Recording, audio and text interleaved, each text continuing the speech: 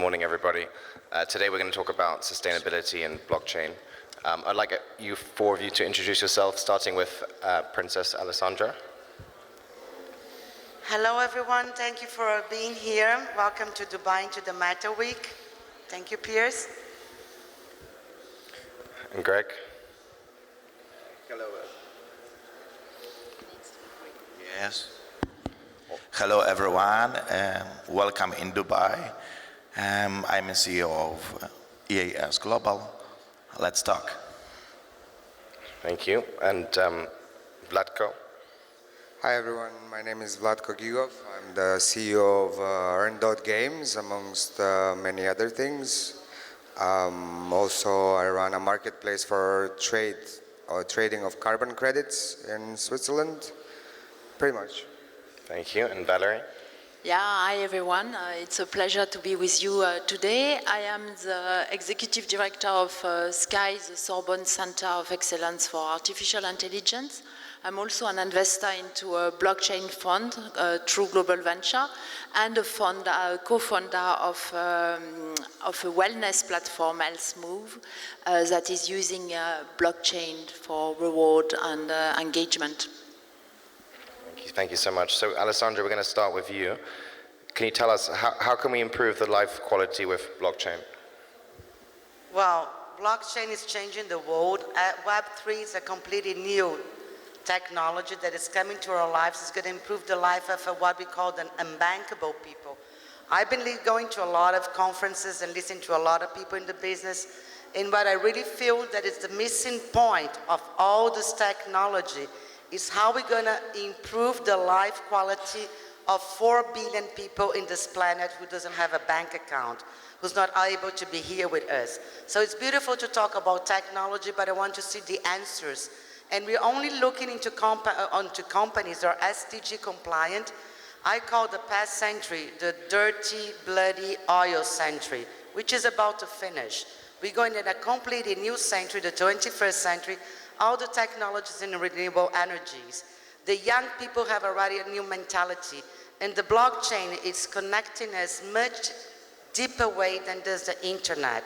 Internet is the surface, but people who are now minting on doing the nodes and doing the calculations, communities like our chain that are being created, they are really connecting people.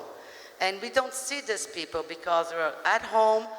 We have AI working on top of it, Deus working on layers on top of it, but I want to see the answers in the real world. Companies like Earn.games, they can easily do play to learn, and this is a solution to improve people's lives. Not everybody can afford to go to school and go to university, so now having devices in their homes or having access to devices or internet and building the Web3 is going to really improve life quality, and we only look at companies who are going into this direction. Thank you for that, Alessandra. And what about your take on that, Vlatko? I mean, I definitely echo what Alessandra has said. It's important we focus on actually bringing people out of poverty and delivering the values that we deem so important in the Western societies, but we need to figure out a more scalable model and scalable solution. So obviously on higher level and also governmental level, the United Nations, they're all doing all of these programs and it all looks nice and fancy on paper, but then something happens while you start implementing all of this legislation, whether it is on international or national level. Like Alessandra rightfully pointed out, there are corporate interests that need to be protected, and that's why effectively we're hindering the development of societies and also the protection of the environment, which should be actually our primary concern, because there are many alarms in this world that we need to actually listen to, both on societal level and environmental level, that we're actually not paying attention. And it's all very nice that we're here talking about blockchain, artificial intelligence, and moving the technological development forward. But there are critical issues, again, I will echo what Alessandra had pointed out, that we need to focus on and actually work together in order to create the right critical thinking mass to move all of these concepts forward. Thanks, Vlatko. Can you tell us a little bit about ITMOs and your association with the UN?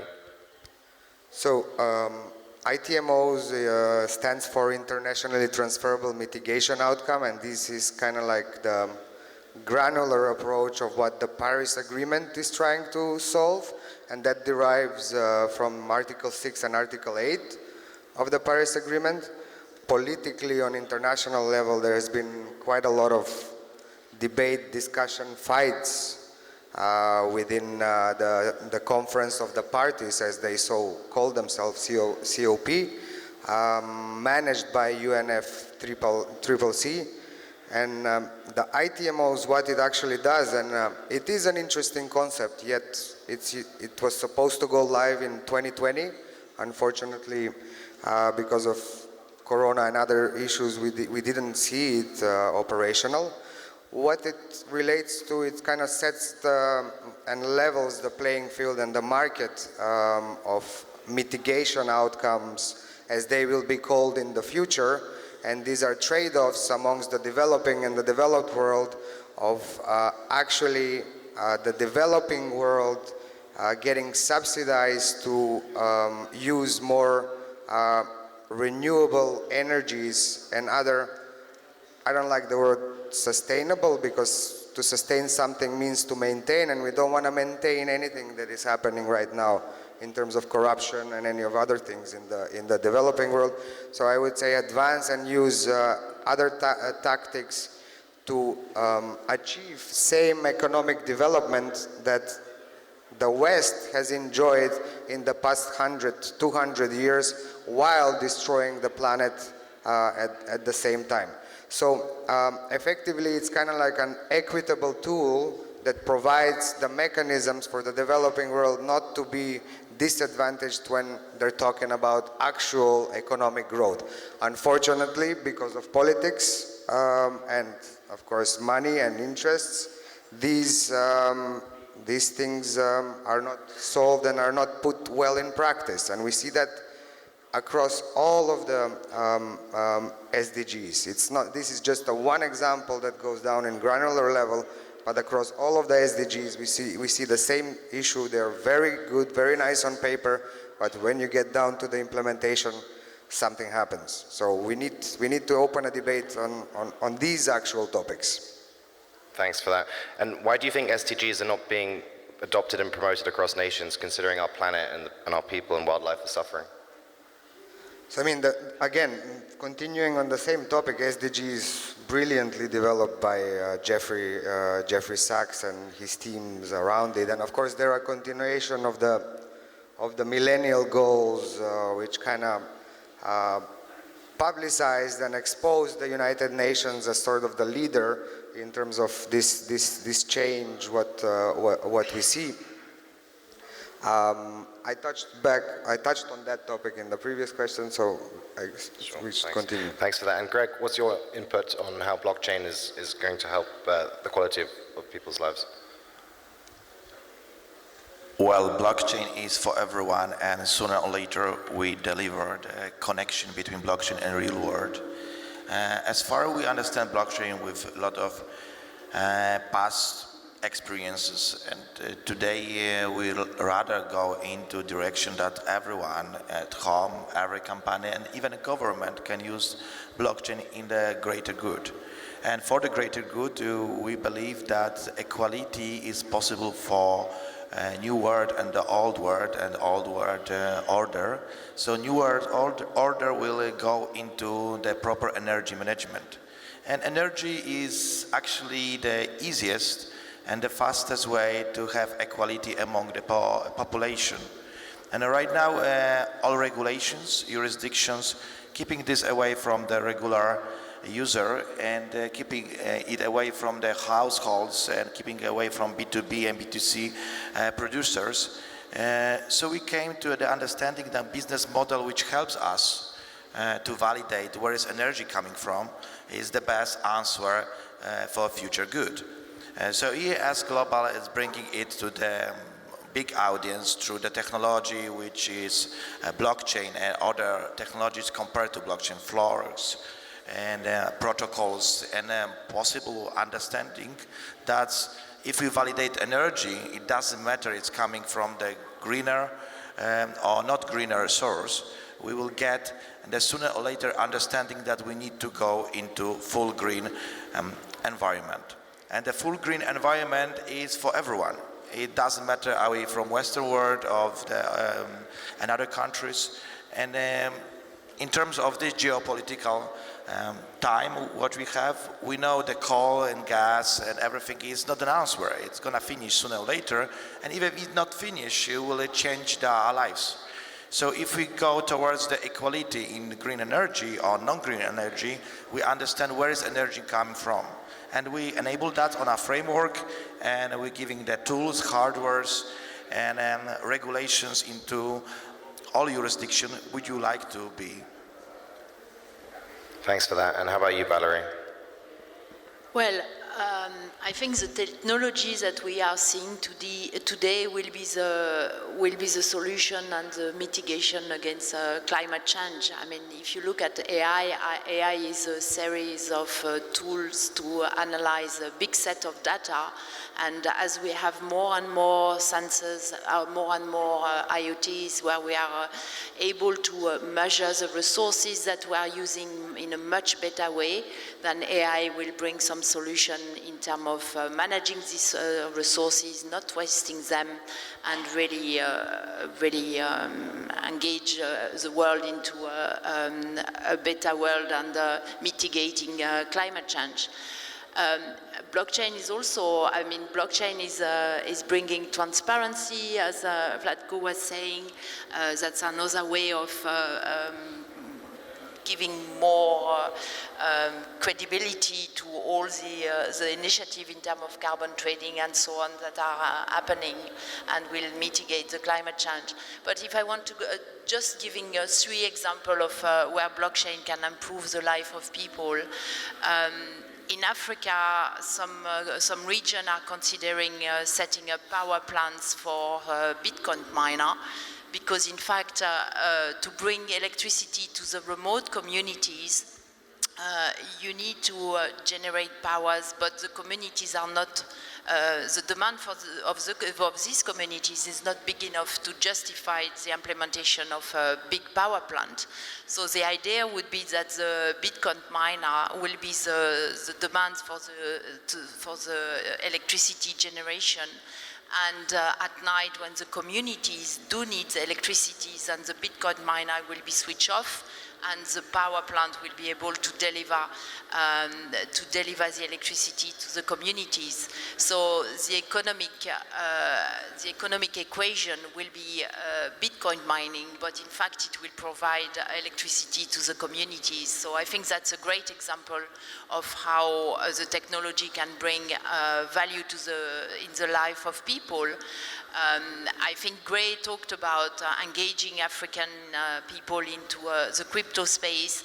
I mean, there are a lot of initiatives in terms of building a layer 2 lightning network, so that in fact people in Africa, the ones that are unbanked and the ones who don't have access to any banking system, can use crypto, Sato, I mean, so very, very small fraction of Bitcoin, to participate to the digital economy. They can go and buy with their mobile the bread from the baker with Satos, and the baker can buy his flour from the same way in crypto.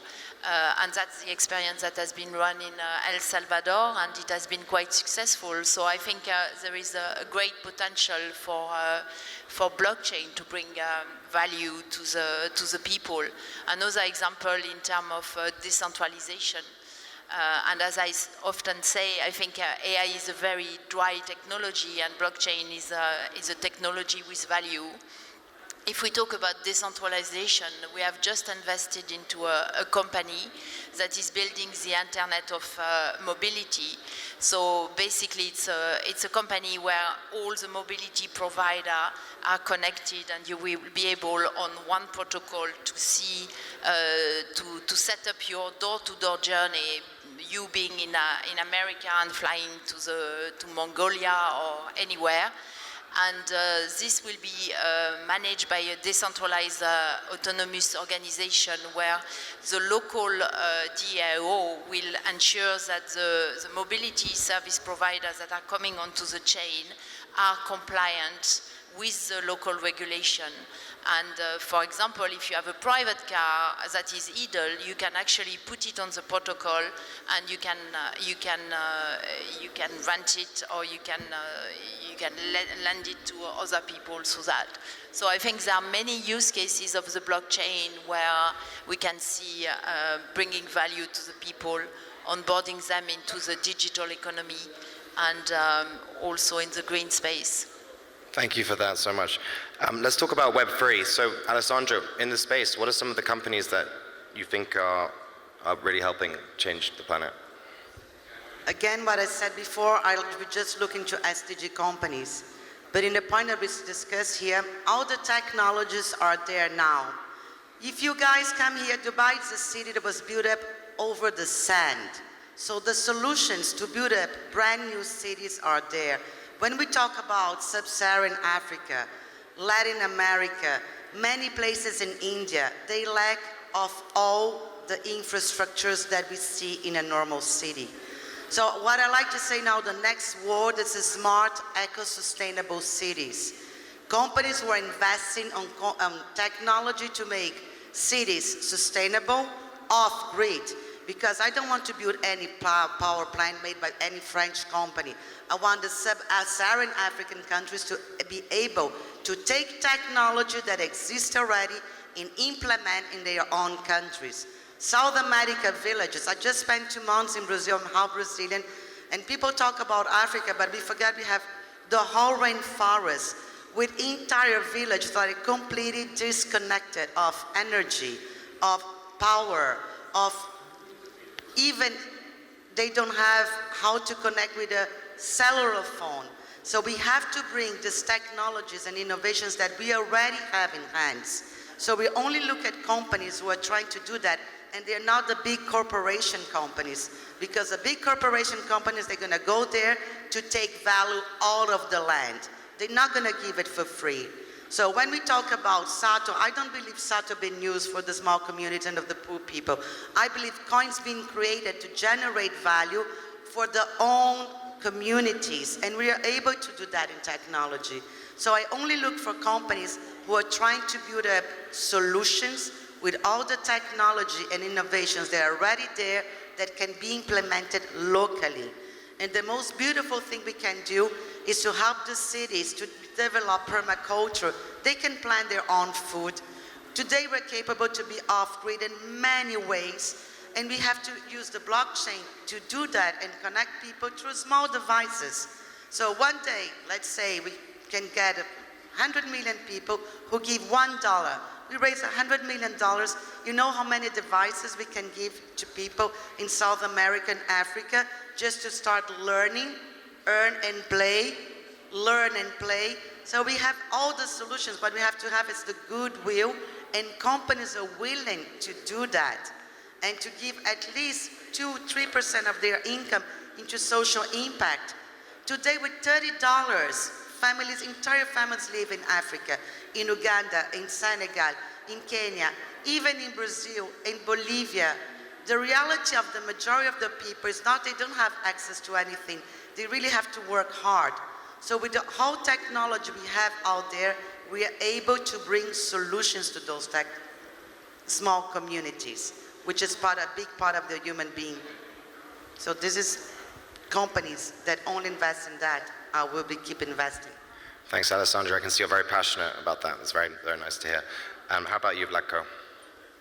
So, I mean, what Alessandra pointed out, it's very accurate. Obviously, she comes from Brazil, a developing nation, and understands the problem to the bottom of it. Myself, I am originally from Macedonia and have spent some years in Mexico actually delivering digital libraries to rural areas through satellite internet, and I don't want to go into the details into what kind of hardships we've come across from large corporations while trying to collaborate with the people and not just acting on some business plan that is drawn and drafted in some headquarters outside of Mexico and developed by brute force. So definitely the model of advancement and bringing people out of poverty and protecting the environment is actually collaborating with the local communities. If we don't engage the people that are actually experiencing and living the hardships and seeing their environment being destroyed, it's not going to work. We cannot decide in the West, in London, in New York, in Paris, whichever city, major city in the West you choose, how the developing world is going to develop and protect the environment and help themselves get out of poverty. They need to have the equitable seat on the table to work jointly with us to do that.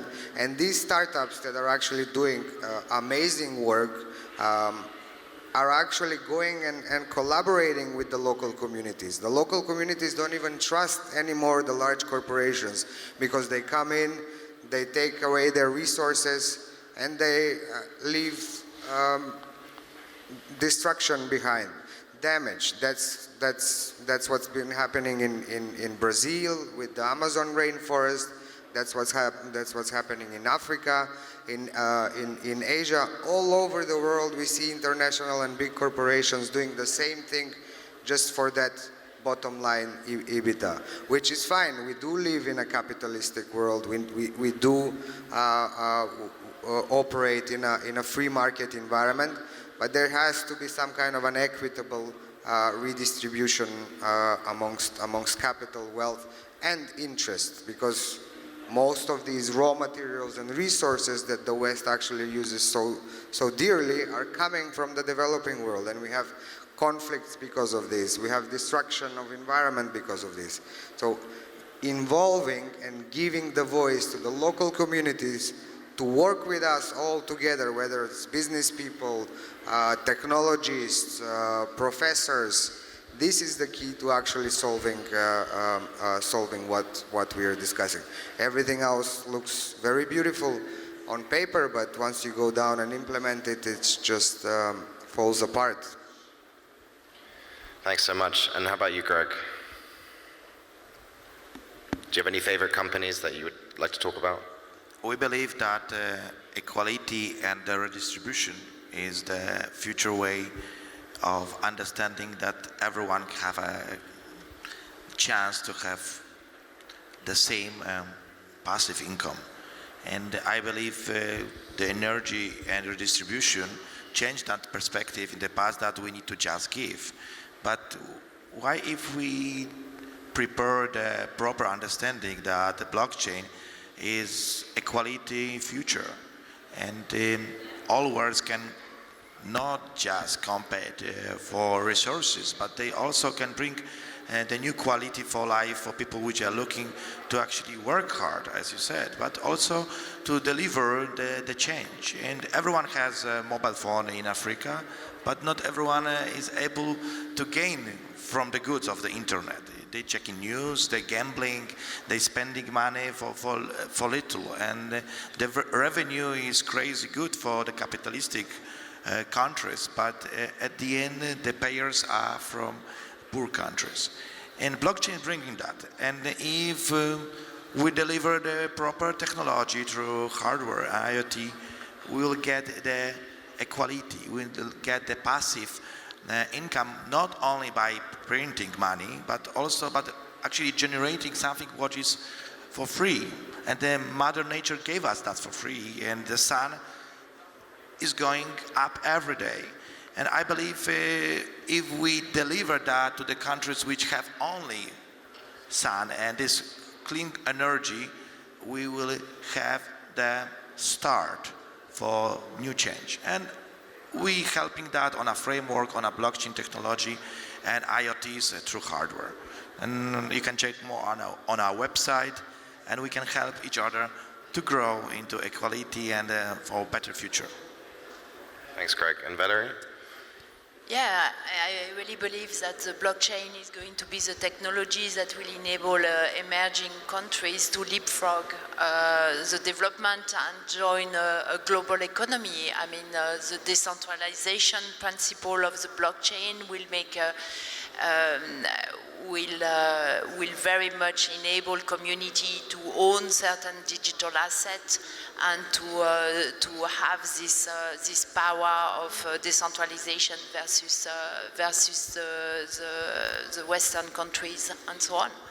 So I really believe that the blockchain has some principles that will enable a truly global economy where the country will equally participate in that digital economy.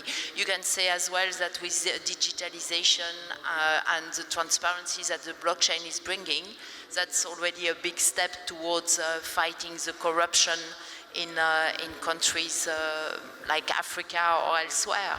So definitely this technology will bring quite a lot of benefit for the people. Thank you so much. So any finishing points you want to discuss about the impact of climate change, Alessandra, before we wrap up? Yeah, climate change. We're talking about climate change. There is a big impact, but I think there's a lot of solutions out there. And I truly believe the solutions are like Arching Company, it's a cooperative. This is a brilliant solution. People connecting, and they're doing the nodes, they're doing 30 nodes, and they're doing fantastic, and we have people all over the planet in this cooperative.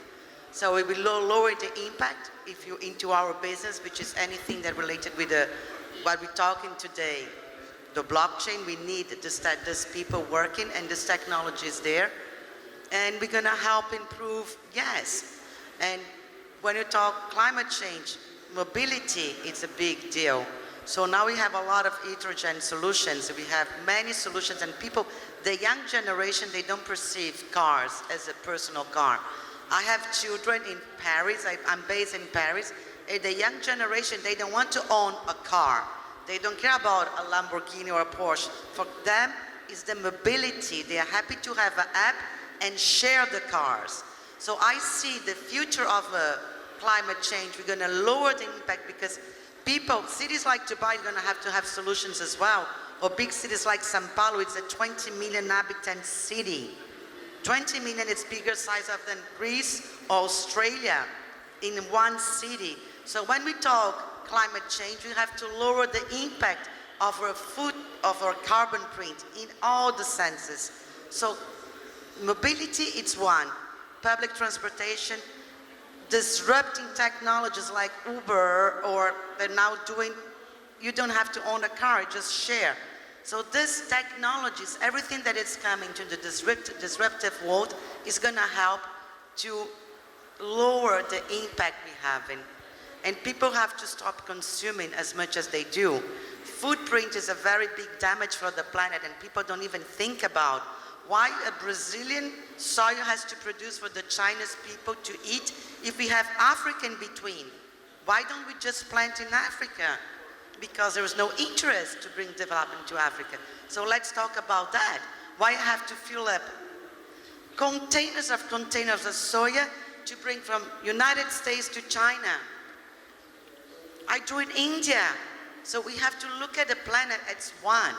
We're part of one planet. We have to stop looking locally. I want to make profit because I'm Argentina. I want to make profit because I'm American. I want to make it here. We're gonna keep doing profit, but you have to look at the planet as one. And there is beautiful land to be planted in the whole sub-Saharan Africa. So let's go and invest there. Let's bring all the new technologies there. Let's lower the carbon footprint impact to feed all the Chinese people and the Indian people who need. So this is the way I think the new generation are starting to think because of globalization. And when you talk any business, even the young people, they know how to scale and globalize. When I was growing up, Italian, Brazilian, French, the planet was big. Now the planet is small. My kids are connected with Ukrainians, with the Russians, with Turkish, with Americans, because they play online games. The world became much smaller, so I think it's much easier for us to bring solutions and just to delocalize productions to lower the impact on the social climate change, social and climate change. Thanks so much. And any final touches you want to talk about, Vlatko? Definitely. I want to echo that blockchain and artificial intelligence in the future or now are just a technological tool we can use to make amends or advance all of these either business, corporate, or sustainable development goals. But at the end of the day, it's the people, it's society, it's companies, it's entrepreneurs who need to make and start the action.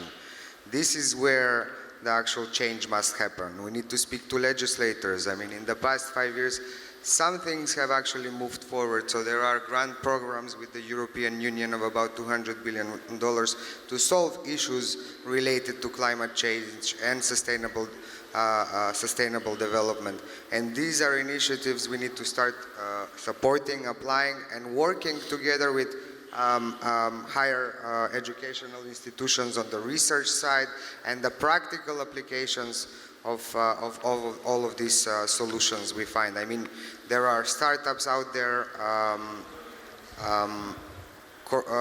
correcting the coral reefs. They're actually growing corals artificially in order to reinverse the destruction process that is happening in coral reefs. There are startups that develop pools in the Netherlands that travel around the oceans and collect all the residue plastic out there. So first we need to figure out a way how to clean up the mess that we have already done, and then we can actually go forward and establish the blockchain, the artificial intelligence, how we're going to measure all of these tools, and all that blah blah blah. Thank you. Thanks so much. And Greg, any final points? The future is bright if we will create the future. And Africa is the future, Asia is the future, and the old world order is not the future. And we need to know that. And the future is based in the newcomers, and newcomers are waiting for us if we take actions. If we take action, then we can bring something new, and equality and understanding of the change can be among all the people. And if we're going into climate change, we need to act now. The COP26 didn't do much. And if we do at home the installation of any IoT who can bring the passive income, and if we create any household which can be fully circularized and sustainable, we're starting from the bottom, and that's bringing change.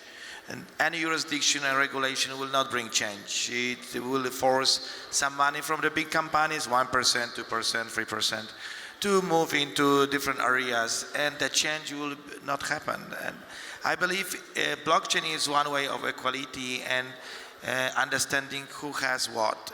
And governments at the beginning fought as a great fight against them. Right now, they're using blockchain to control us, to control the movement of capital and movement of resources and movement of people. And we're coming back to the same stage when monopoly, oligopoly, and the big company is going to run the world.